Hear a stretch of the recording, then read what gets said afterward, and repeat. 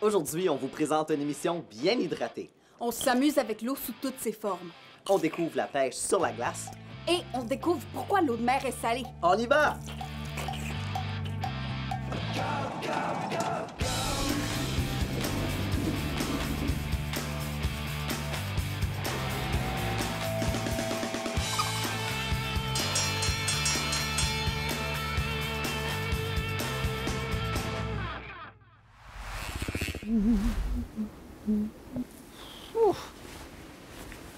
Je savais pas qu'il allait faire si froid en studio pour notre sujet sur l'eau aujourd'hui. Mais heureusement, il n'y aura pas de glace grâce à toi. Mais Manu, est-ce que tu sais pourquoi on utilise du sel pour faire fondre la glace sur le trottoir l'hiver? Non. Ah, c'est parce que le sel abaisse le point de congélation de l'eau, la température à laquelle l'eau devient de la glace. Donc, il doit faire beaucoup plus froid pour que l'eau salée gèle. Cool. Est-ce que c'est pour ça que l'océan gèle pas au complet? Non, c'est beaucoup plus compliqué que ça. Mais c'est vrai que l'eau de mer gèle à des températures beaucoup plus froides que l'eau douce. Attends, est-ce que ça veut dire que les icebergs sont salés? Oh, je sais pas, laisse-moi vérifier. Ah, en fait, les icebergs sont pas faits d'eau de mer gelée. C'est des morceaux de grands glaciers d'eau douce. Ah, alors ils réduisent la salinité de l'océan en fondant. Ouais, un peu comme un glaçon dans un bol de soupe. Mais dans ce cas-là, comment ça se fait que l'océan est encore salé? D'où vient le sel de l'eau de mer?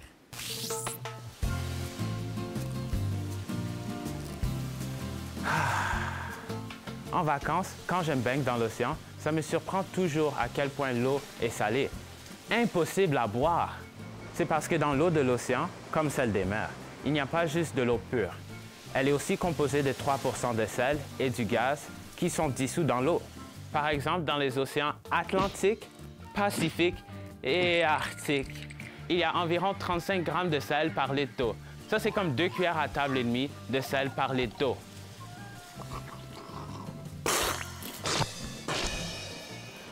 Ouais, ça, c'est ce que je goûte quand je saute dans les vagues. Oh. Les mers aussi sont des étendues d'eau salée. Par contre, elles se trouvent à l'intérieur d'un continent. Elles sont moins vastes et généralement moins profondes. La quantité de sel dans leur eau, leur salinité, peut être encore plus importante.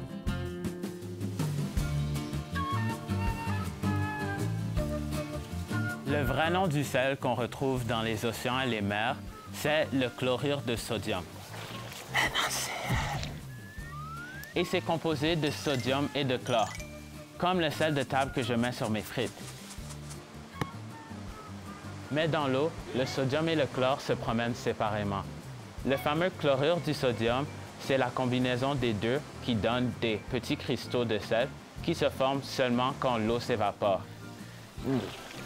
C'est ce qu'on voit sur notre peau quand on sort de l'eau et on sèche au soleil. Cette composition de l'eau des océans et des mers remonterait à très longtemps, selon les hypothèses.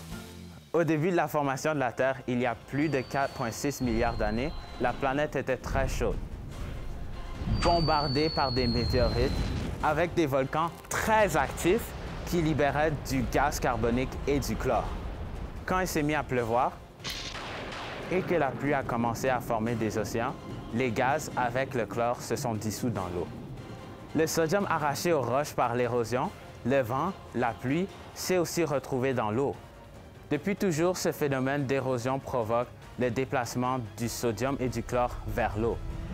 Vu que le sel s'échappe aussi par évaporation, il y a un petit équilibre qui se crée. Ceci empêche que les océans et les mers deviennent de plus en plus salés. Ouf! Je pourrais finalement prendre mon bain de nature. Juste assez salé.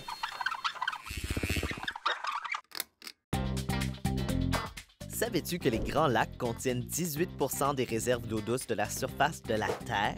L'eau des grands lacs est utilisée à la fois dans les usines et dans les domiciles des Canadiens. En plus, ces lacs servent au transport et aux loisirs et ils sont d'une importance culturelle incontournable pour les Premières Nations à proximité des grands lacs. Bref, ces lacs sont grands dans tous les sens du terme.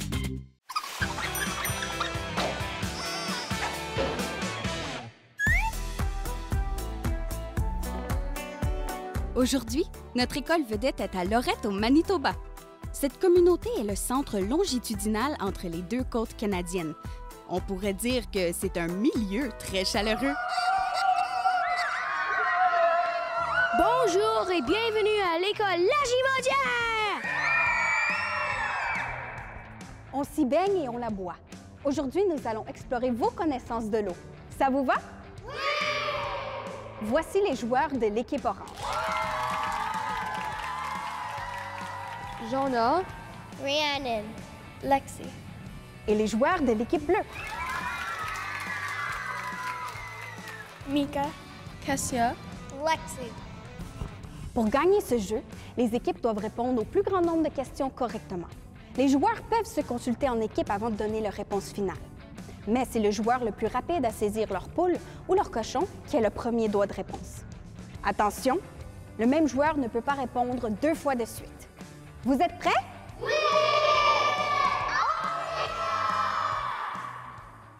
Voici la question. Quelle est la formule chimique de l'eau? H2O. H2O, c'est la bonne réponse!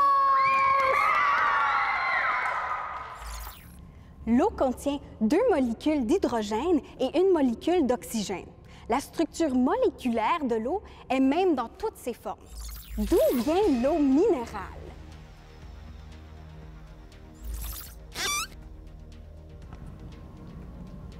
L'océan. C'était pas la réponse que nous cherchions. Droit de réplique. Dans les montagnes. Oui, nous pouvons trouver l'eau minérale dans des puits et des ruisseaux naturels dans les montagnes. C'est la bonne réponse! Bravo! L'eau minérale peut contenir de grandes quantités de magnésium, calcium, bicarbonate, sodium, sulfate, chlorure et de fluor. Quel pourcentage du corps humain est constitué d'eau? Ah, c'était en même temps? Roche, papier, ciseaux! Et quelle était votre réponse? 75. Oui! L'équipe qui remporte le jeu, c'est l'équipe bleue!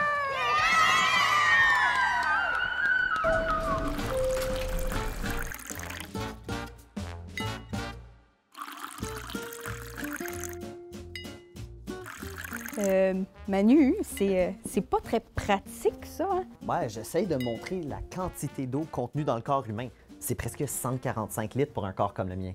Ouais, mais tu vas manquer de verre avant d'y arriver? Je sais. C'est drôle qu'il y ait autant d'eau dans notre corps, mais qu'on ne puisse pas respirer sous l'eau. C'est vrai. Nos poumons peuvent pas capter l'oxygène dans l'eau comme ils le font pour l'air. Alors, pour vivre dans l'eau, ça nous prendrait des branchies, comme les poissons. Oui, mais sais-tu comment ça fonctionne? Les poissons ont besoin d'oxygène aussi, non? Ah oui, absolument. La différence, c'est que leurs branchies agissent un peu comme un filet à oxygène. Quand les poissons nagent, l'eau traverse leurs branchies et les tissus des branchies captent les molécules d'oxygène qui se trouvent dans l'eau. Ces molécules sont ensuite transportées par le sang vers le reste du corps du poisson. C'est comme si nous, au lieu d'inspirer et d'expirer, on marchait tout le temps avec la bouche ouverte et que nos poumons retenaient seulement l'oxygène. C'est en plein ça. Ah, mais c'est pratique. Ben, pour les poissons, oui. Ils n'ont pas besoin de monter à la surface pour respirer, alors ils peuvent rester bien confortables sous la croûte de glace l'hiver. Oui, jusqu'au moment de la pêche sur glace. Hein? Ouais. Oups!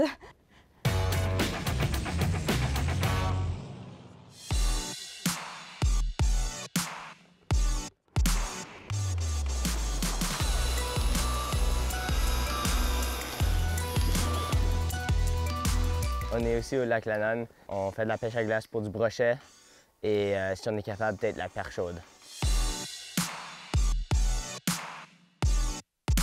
Qui sont tous les deux des sortes de poissons assez communes en Alberta. J'adore le plein air. J'adore.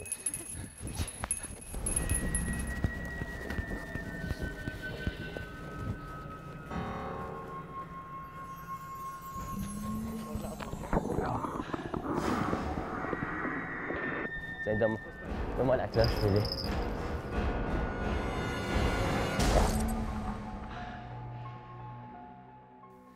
Very nice. J'adore le plein air. Comme c'est quelque chose que j'ai toujours aimé. Et juste avec la pêche à glace, le plein air, c'est devenu juste une plus grosse partie de ma vie. J'ai fait des camps de plein air Quand j'étais jeune, chaque été, et j'ai toujours aimé ça, toujours aimé passer mon temps dans la nature. C'est vraiment amusant. Pour moi, j'adore ça. Pour un peu continuer à rouler, Je suis guide de pêche dans le nord de la Saskatchewan, à un lac qui est appelé Ina Lake Lodge. Travailler au chalet et être capable de pêcher quand je veux et juste être entouré de la pêche, vraiment. C'est la meilleure job que je pourrais avoir, je trouve. Comme c'est exactement ce que j'aime faire, c'est super amusant. Quand un poisson mort et juste la canne est pliée ou tu vois la ligne qui sort de la canne ou quelque chose comme ça, c'est juste plein d'adrénaline et c'est juste un sentiment de comme oh, il y a quelque chose, comme c'est quoi? À cause que, surtout dans un lac, tu sais jamais ce que tu peux sortir. Comme tu peux aller pour un poisson, mais tu pourrais attraper un poisson complètement différent. Alors, c'est toujours un oh, il est-tu gros, il est-tu petit? Mais il y a 2 poissons dans ta région en ce moment. Ça pourrait être un brochet, ça ne me surprendrait pas. Allez pêcher, amusez-vous sur la glace.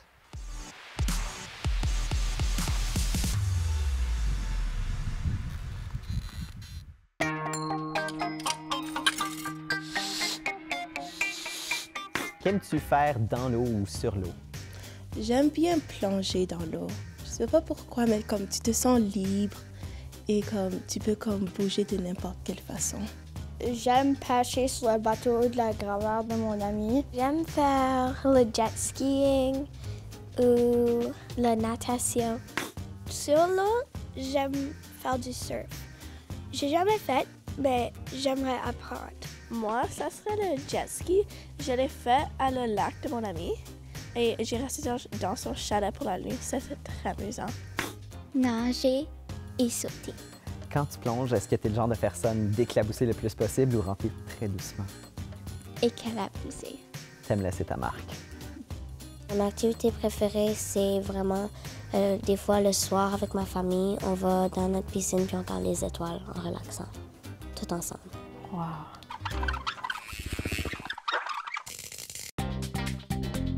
Savais-tu que l'eau est la seule substance non métallique qui se dilate en gelant? D'habitude, les molécules d'une substance se rapprochent quand la température baisse. Mais quand les molécules d'eau refroidissent, leurs atomes d'hydrogène forment des hexagones avec les molécules voisines. Ces structures rigides prennent donc plus de place que les molécules bien mobiles de l'eau liquide.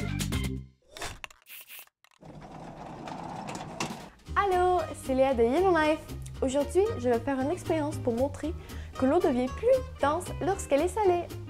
Voici tout ce que tu auras besoin. Du sel, des cuillères à mesurer, 2 couleurs de colorant artificiel de ton choix, 2 tasses transparentes et de l'eau tiède. Première étape, on remplit à moitié notre verre d'eau.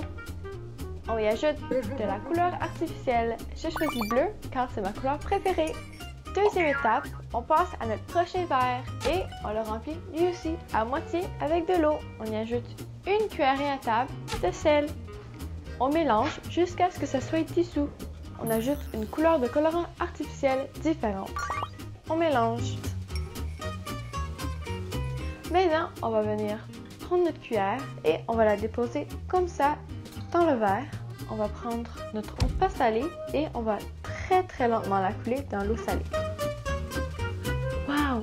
L'eau qui n'est pas salée a flotté par-dessus l'eau qui est salée. Sans se mélanger. C'est cool! J'ai lu que le lac Petit Manitou en Saskatchewan est tellement salé qu'on peut y flotter sans aucun effort.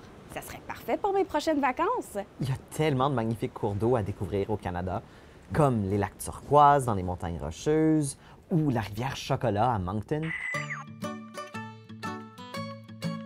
Oh oui, on n'a même pas parlé des chutes d'eau aujourd'hui.